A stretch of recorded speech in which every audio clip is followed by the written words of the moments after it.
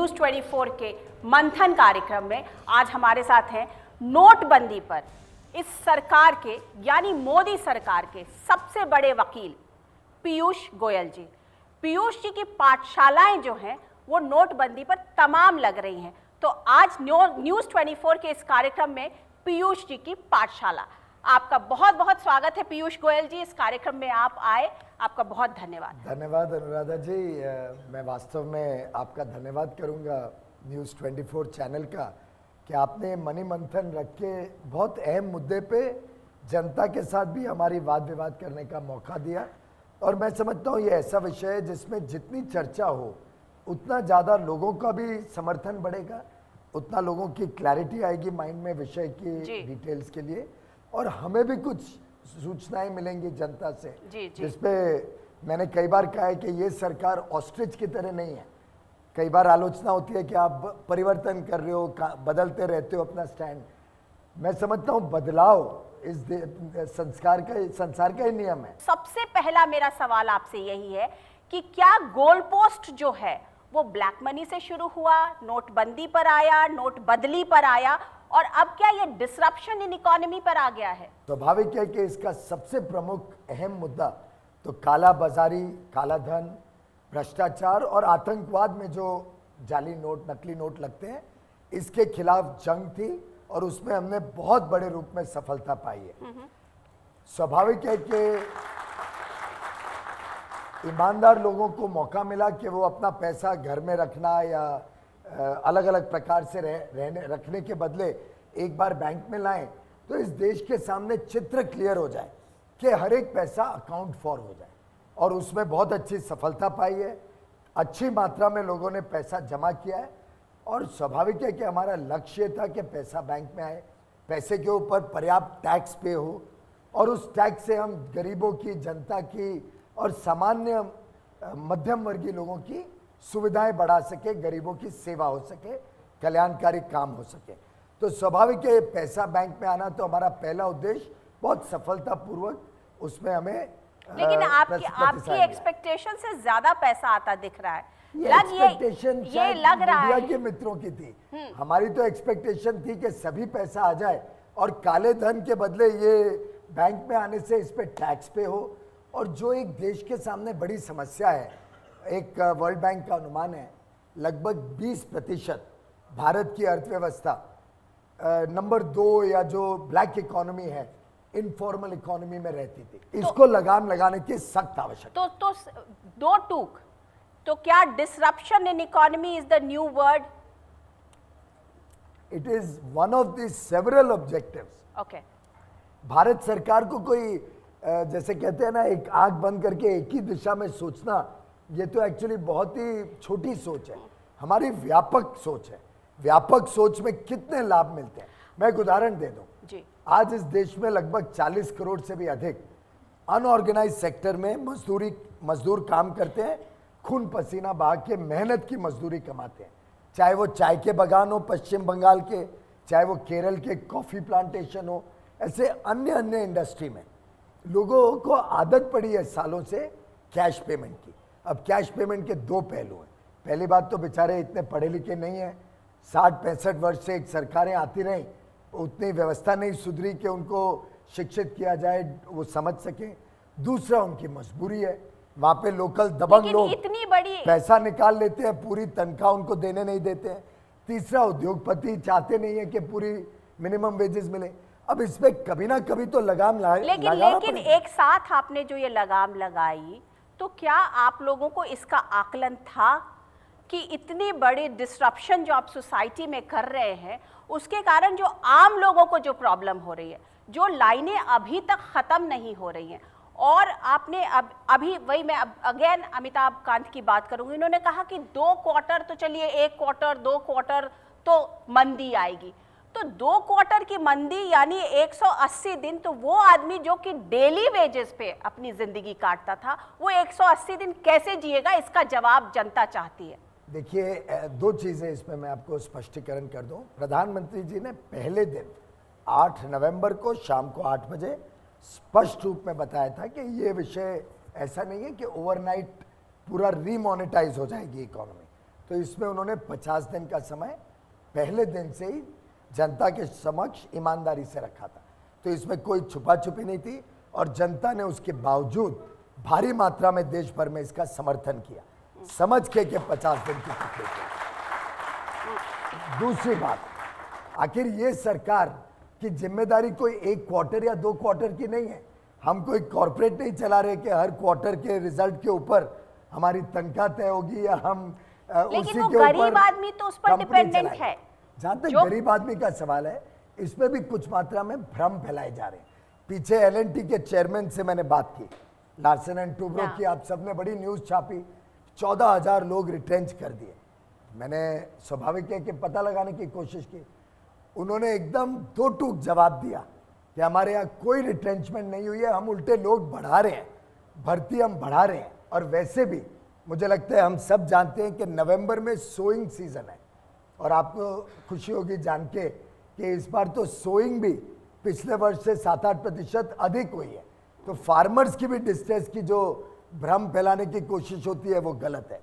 Sowing भी बढ़ी है और नवंबर में कई लोग अपने खेत में जाते हैं फार्मिंग करने के लिए।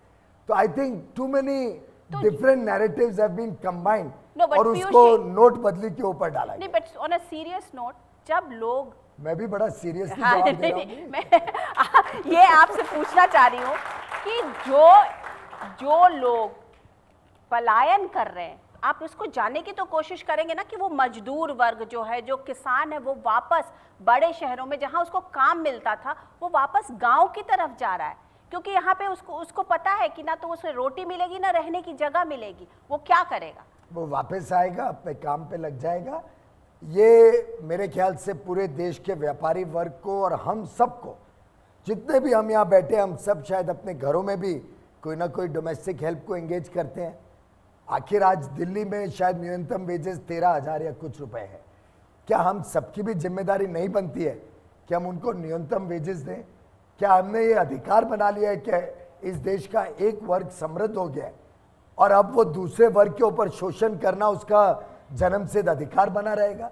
क्या इन सब गरीबों को उनकी न्यूनतम तनख्वाहें मिले, उनको एक स्वाभिमान का, एक समृद्धि का जीवन बन सके? आज गरीब से गरीब व्यक्ति जो गांव में काम करता है, उसका भी जब आकलन लगाए तो मिनिमम वेजेस क्या है? 7,200 रुपए गांव में काम करने वाले व्यक्ति की। आज 7,200 रुपए भी देने में क्या किसी को कठिनाई होनी चाहिए? तो मुझे लगता है ये हम सब एडजस्ट करें इस बात से कि अब न्यूनतम वेजेस देना कंपलसरी हो गया है। लाइनें खत्म नहीं हुई हैं। आप लोग 50 दिन की, आप 50 दिन की, पीयूष जी एक मिनट, आपने 50 दिन की बात की, क्या प्रधानमंत्री ने बात की है 50 दिन की? क्या आप इस बात पे, इस मंथन के स्टेज पर ये बताएंगे कि 50 दिन के बाद जो जितनी प्रॉब्लम है वो खत्म हो जाएगी? क्या लोगों की जो परेशानियां हैं वो खत्म हो जाएंगी? हाँ या ना? हाँ, एकदम बकायदा। जो लोगों की कठिनाइयां जो आप प्रोजेक्ट कर रही हैं, हाँ, वो खत्म होंगी। लेकिन आज भी जो हम आकलन निकाल रहे हैं, प्रोजेक्ट का क्या मतलब? हम लोग वही दिखाते हैं जो सामने है। हाँ, तो आज के दिन आप देखेंगे तो आज दिल्ली हो या बाहर हो, हाँ, मैं मुंबई से आता हूँ, आज मुंबई में लाइनें अगर कम हुई होंगी, आप मुंबई में जाके देख लीजिए, लाइनें कम हुई है तो जो जमा करने वाले लोग भारत में कोई लाइन नहीं है। नहीं, जो जमा करने वाले लोग हैं वो खत्म, वो कम हुए होंगे। दुर्भाग्य से कुछ जगहों पे व्यवस्था इतनी खराब हो गई थी कि वहां लोगों को एडजस्ट करने में समय लग रहा है। लोगों को एडजस्ट करना होगा कि अब ऑफिशियल ट्रांजैक्शंस करनी है, फॉर्मल व्यवस्था के साथ जुड़ना है। तो ये कुछ जगहें हैं जहाँ पे लोगों को मुश्किल हो रही है क्योंकि वहाँ की व्यवस्था अभी सुधरने को समय लग रहा है। ऐसे कोई पॉकेट्स हो सकते हैं पर साधारणतः देश में समस्या कम होते जा रही है।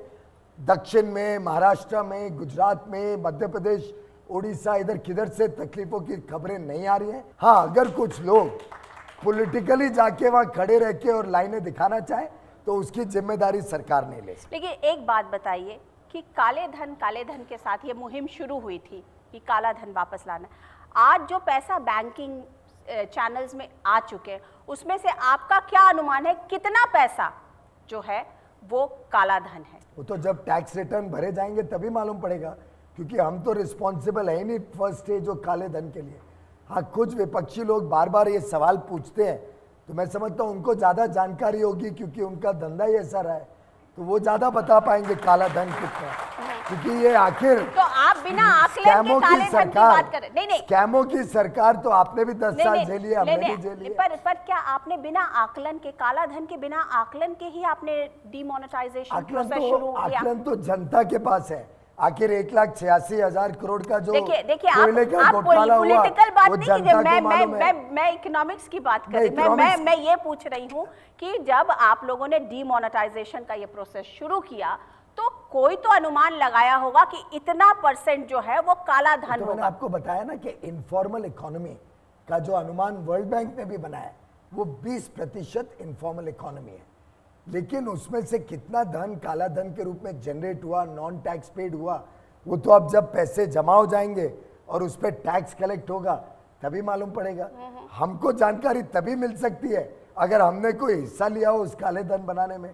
जिन्होंने वो काम किया, आपको तो ये सवाल उनको पूछना पड़ेगा, उसकी जवाबदारी तो हम नहीं ले सकते। आप लोग हर जो भी डिबेट या डिस्कशन है या उसका जो भी मुद्दा होता है उसको आप विपक्ष पे डाल दे रहे हैं, तो विपक्ष पे ही डाल देना क्या इस सरकार की वो प्राथमिकता है कि हर चीज का वो विपक्ष पे? हम बड़े दुख से कहते हैं क्योंकि विपक्ष ने क्या कारनामे किए 10 साल वो सबको पता है। दूसरी बात, विपक्ष चर्चा के लिए तैयार नहीं होती है।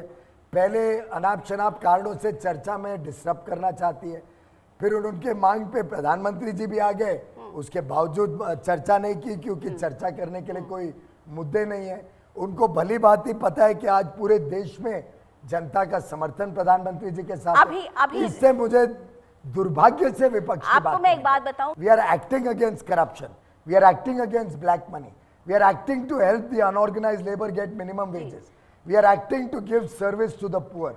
हम एटलीस्ट कोई पैरालाइज सरकार नहीं चला रहे। एक राहुल गांधी जी का बयान चल रहा है, उन्होंने प्रधानमंत्री जी पर भी आक्षेप लगा दिया है। उन्होंने कहा कि मेरे पास कुछ कागजात ऐसे हैं जिससे मैं तो इतने दिनों से निकाल क्यों नहीं रहे हैं? वो कागजात के लिए सिर्फ बोलते जा रहे हैं कागजात है, जैसे वो पहले वुमेन एम्पावरमेंट की बात करते नहीं, थे। उन्होंने एक ही बात, वुमेन एम्पावरमेंट पहली बार कुछ कहते क्यों नहीं पर्सनली है? उन्होंने प्रधानमंत्री पर अटैक किया है, इस पर आप क्या कहेंगे? पर्सनल अटैक उन्होंने किया है प्रधानमंत्री पर। उनको करने में उनकी पूरी छूट है, विपक्ष के नेता है, उनकी जिम्मेदारी है वो अटैक करते रहे। जनता अपने आप उसका निर्णय लेगी और जनता पहले भी निर्णय दे चुकी है और मौके मिलेंगे निर्णय देने के। जनता इस देश की सक्षम है, बहुत समझदार है और जनता ने उनकी काबिलियत पूरी अच्छी तरीके से देख ली। आपका जो रैंक एंड फाइल काडर था, क्या वो डीमोनेटाइजेशन के लिए तैयार था? जो आपके 10 तैयार कैसे हो सकते हैं? उनको भी पता नहीं था। उनको भी पता नहीं था। तो ये बताइए पीयूष जी, सब ये घरेलू सा सवाल है, बहुत घरेलू, आप अपनी डोमेस्टिक हेल्प को कैसे पैसा देते हैं ये बताइए। अभी बताता हूँ। अभी तक मैं भी कैश में देता था क्योंकि ये इस देश की परंपरा थी। इस महीने मेरी पत्नी ने मुझे बताया कि पैसा ही नहीं है देने के लिए, तो अभी चेक से दिया जाएगा और मैं भी बहुत आनंद में हुआ, मैं भी बहुत खुश हुआ। और मैं आप सबसे दरख्वास्त करूंगा, अनुराधा जी आपसे भी, आपके चैनल में जितने कर्मचारी हैं, फिर अगर आपके यहाँ कोई कॉन्ट्रैक्टर काम करता है, कॉन्ट्रैक्टर को भी इंसिस्ट करो वो भी नीचे चेक से पे करे। मैंने अपनी सब कंपनीज में रूल बनाया, एक वेबसाइट बनाई, कोल इंडिया के लाखों लोग काम करते हैं, लाखों लोग काम करते हैं कोल इंडिया में, और वैसे अभी सब कंपनियों में कर दिया है पीएसयू। तो हम कॉन्ट्रैक्ट्स बहुत सारे देते हैं, हर एक कॉन्ट्रैक्टर को जिम्मेदारी बना दी कि वो चेक से ही पे करेगा, पीएफ ईएसआई का रिकॉर्ड बनेगा, और वो सब मैंने वेबसाइट पे पारदर्शिता के कारण ट्रांसपेरेंटली सब वेबसाइट पे अनाउंस कर दिए। तो कोई भी व्यक्ति पूरे देश में देख सकता है कि पूरे कॉन्ट्रैक्टर की हर पेमेंट चेक से और कॉन्ट्रैक्टर की वर्कर को पेमेंट चेक से, जिससे उसको ईएसआई का बेनिफिट मिले, हेल्थ फैसिलिटीज, तो प्रोविडेंट फंड। क्यों ना हम सब इसमें योगदान दें और सब देश में एक परिवर्तन की लहर। जी पीयूष जी, मेरा अगेन बड़ा घरेलू सा सवाल है। सवाल ये है कि अगर आपकी पत्नी के पास पैसा नहीं है तो फिर देश की और महिलाओं के पास कैसे पैसा पर होगा? इसी से तो सुधार होगा। बहुत अच्छी बात है, पर सुधार कैसे आएगा? अगर मेरी पत्नी के पास पैसा वापस पहुंच जाता तो फिर से मेरे डोमेस्टिक हेल्प को कैश देती, जो रोकने की आज सख्त आवश्यकता है। और हम सब पढ़े लिखे लोग, हम सब लोग जो युवा युवती हैं, उनको तो सबको इंटरनेट मोबाइल सब चलाना आता है, इतने सारे पेमेंट ऑप्शंस हैं। तो और कोई कैश खत्म भी नहीं हुआ है, कम कैश इस्तेमाल हो इस देश के हित में है। तो अब अल्टीमेटली सब जनता भी देश का हित चाहती है, इसलिए तो मोदी जी का समर्थन महिलाएं कर रही कह है। रही कि मोदी जी तो बैचलर है, मतलब तो उनको अब पता ही वो- नहीं है घर में खर्चे कैसे होते हैं, घर के व्यक्तिगत- खर्चे कैसे होते हैं। व्यक्तिगत हस्तक्षेप करना बहुत आसान है, लेकिन बैचलर कोई होना जरूरी नहीं है, समझदार है, हम सब लोग भी शामिल हैं। और जब there is a saying, change begins with yourself, और मैं समझता हूँ हम सब चाहते हैं देश ईमानदार हो, हम सब चाहते हैं परिवर्तन हो, देश में सुधार हो, आर्थिक सुधार हो, व्यवस्थाओं में सुधार हो, तो हम सबको भी बदलना पड़ेगा उसके साथ। पीयूष जी, जो ऑपरेशन होता है तो एक पीरियड होता है पीओपी, पोस्ट ऑपरेटिव पीरियड, जिसमें सपोर्टिंग स्ट्रक्चर, चाहे वो नर्स हो, चाहे वो खाना देने वाला हो, चाहे फैमिली मेंबर्स हो, बहुत महत्वपूर्ण रोल अदा करते हैं।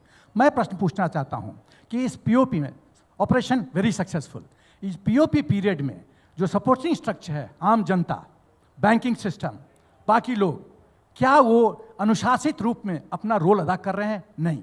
यदि नहीं कर रहे हैं तो सरकार क्या क्या चेक्स एंड बैलेंसेस डेवलप करेगी ताकि पीओपी बहुत सक्सेसफुल और पेशेंट 26 किलोमीटर दौड़े? पहला प्रश्न। दूसरा प्रश्न, जो रियल ब्लैक मनी जनरेट हो रहा है वो gold, real estate, service providers और पॉलिटिकल फंडिंग, इस चारों फ्रंट में आप ब्लैक मनी को कैसे रोक? पहला आपका सवाल था पोस्ट ऑपरेटिव पीरियड के लिए। स्वाभाविक है, जब इमरजेंसी ऑपरेशन होता है तो इमरजेंसी ऑपरेशन के टाइम पे आप पहले तो जान बचाते हैं और उसके बाद फिर वो व्यवस्था खड़ी करते हैं जिससे उसका पोस्ट ऑपरेटिव केयर हो सके। यहाँ पे काले धन की लड़ाई, कोई बहुत ज़्यादा पहले से सब प्लान करा होता तो गोपनीयता नहीं रहती। तो स्वाभाविक है कि इसको एक emergency operation, critical care patient को जैसे को ठीक करना होता है उस प्रकार से किया गया। साथ ही साथ फिर व्यवस्थाएं बिठाई गई, व्यवस्थाओं में जैसे जैसे सुधार की आवश्यकता पड़ी, कंटिन्यूस सुधार भी करती रही सरकार, जिसको कई लोग आलोचना करते हैं कि चेंजिंग द गोल पोस्ट या चेंजिंग द रूल्स।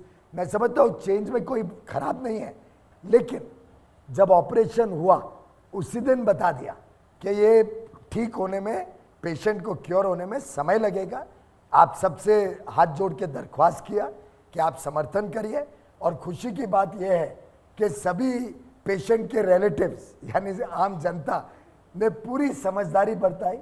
कोई लोगों ने कोई गलत, जनता ने, आम जनता ने गलत काम नहीं किया। दूसरा आपका सवाल था कहाँ कहाँ पे ये और ब्लैक मनी जनरेट होता है। एकदम सही सवाल था। अगर गोल्ड में जनरेट होता है तो आखिर हम में से कुछ लोग जाके कैश में खरीदते हैं ना, आखिर हम सबकी भी एक सामूहिक जिम्मेदारी कुछ बनेगी। अगर हम कैश सभी लोग इस्तेमाल करना बंद करें और डिजिटल या चेक से पे करके हम जवेरात भी खरीदें, ज्वेलरी वगैरह, तभी देश में बदलाव आएगा। ये पहली सरकार है, सालों साल सरकारों ने कोशिश कर ली, पिछली सरकार ने भी कोशिश की ज्वेलरी के ऊपर एक्साइज लगाने की, कोई नहीं लगा पाया। मोदी जी पहले प्रधानमंत्री थे जिन्होंने गोल्ड की ज्वेलरी और सब पे भी एक्साइज लगाया। और आज मैं पीछे सोचता हूं तो मुझे ध्यान आता है शायद सोच समझ के लगाए कि अब रिकॉर्ड बन गए। अब जो अगर कोई गलत काम किया हो उन्होंने, तो अब चेक करना बड़ा आसान हो जाएगा, पकड़ना आसान हो जाएगा।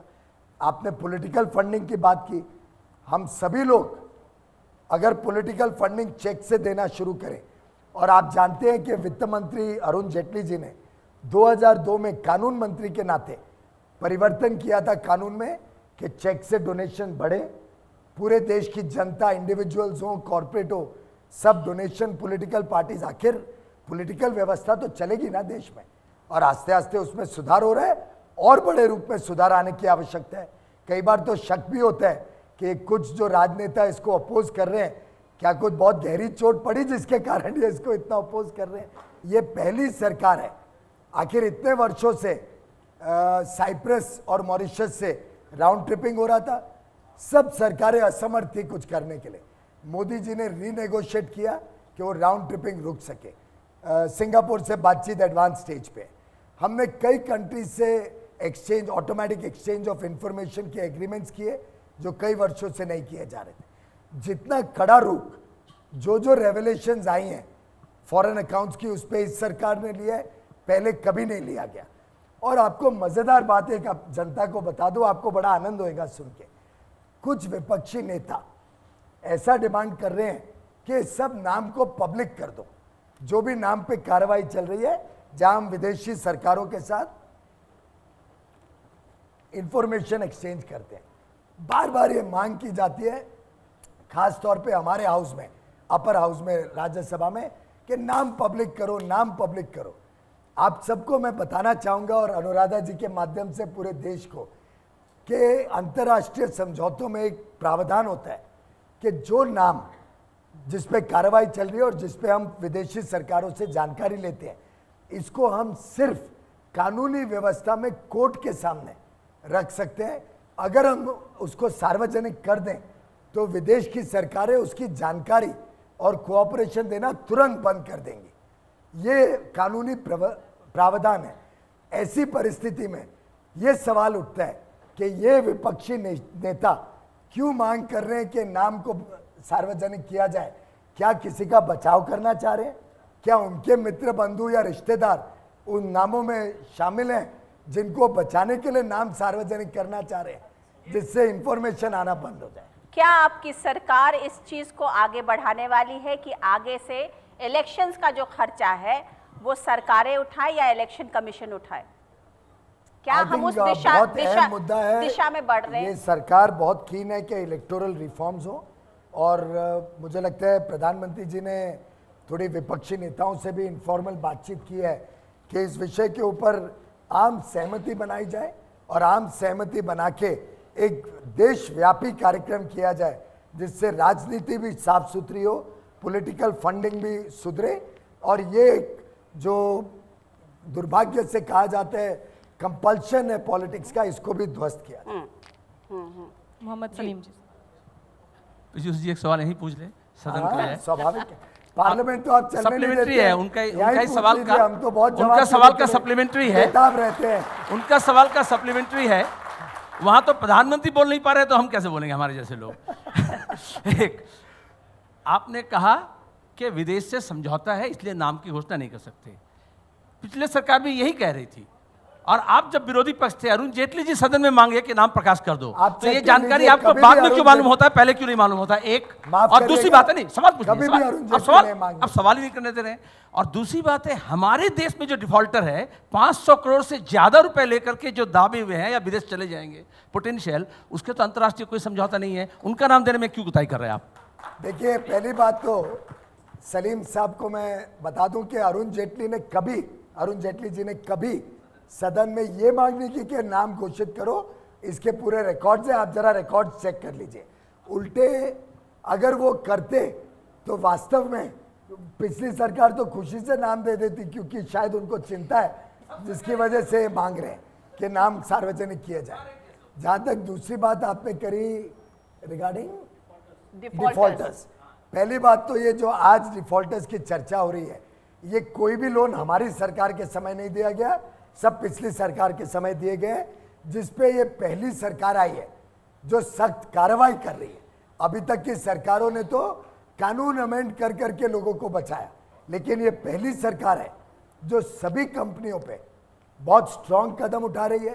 कंपनियों को प्लांट्स बेचने पड़े हैं, प्रोजेक्ट्स बेचने पड़े हैं, एसेट्स बेचने पड़े हैं, हजारों करोड़ के एसेट्स बेच बेच के बैंकों के लोन चुकता करने पड़ रहे हैं। ये क्षमता रखने वाली है, इतना दृढ़ कदम उठाने वाली है, शायद ये भारत में पहली सरकार है। जनधन अकाउंट में जो पैसे आए हैं, और वो पता है लोगों के काले धन उसमें ज़्यादा आए हैं, बहुत ज़्यादा पैसे आ चुके हैं, तो क्या सरकार उन पैसों को बांटने वाली है? हाँ ना में जवाब दीजिए, इफ बट्स में नहीं। बांटने की आपकी क्या परिभाषा है? वो तो आप प्रधानमंत्री जी ने खुद ही कहा है कि मैं तो ये चाहूंगा कि वो गरीबों के पास वो पैसा जाए। हाँ, देखिए, तो वही मैंने आपको कहा ना, आपका शब्द बांटना शायद हेडलाइन के लिए बहुत अच्छा होगा, लेकिन ये सरकार हर एक काम जनता, खास तौर पे गरीब, जो सबसे अंतिम छोर पे, नीचे के छोर पे व्यक्ति खड़ा है, उसको सुख सुविधाएं मिले, उसकी स्वास्थ्य की सेवाएं सुधरे, उसके ऊपर महंगाई का बोझ ना हो। कितना पैसा गरीबों के अकाउंट में जाएगा? क्या 15 लाख जाएगा? आपकी तकलीफ ये है कि आपकी जो सोच है वो सिर्फ ये है कि पैसा बैंक में डाल दो। हमारी सोच है व्यक्ति के जीवन को सुधार। पंडित दीनदयाल उपाध्याय जी के 100 वर्ष जन्म शताब्दी हम इस वर्ष मना रहे हैं, उस जन शताब्दी के वर्ष पे मैं आप सबको आश्वस्त करना चाहता हूँ, हर एक पैसा जो कर में हमारे पास एडिशनल आएगा या जो ब्लैक मनी में डिटेक्ट होगा, वो समाज के गरीब से गरीब व्यक्ति के जीवन को सुधारने में लगेगा। ये प्रधानमंत्री और इस सरकार की दृढ़ प्रतिबद्धता है। पीयूष गोयल जी, आप आए इस कार्यक्रम में, आपका बहुत धन्यवाद। Thank you.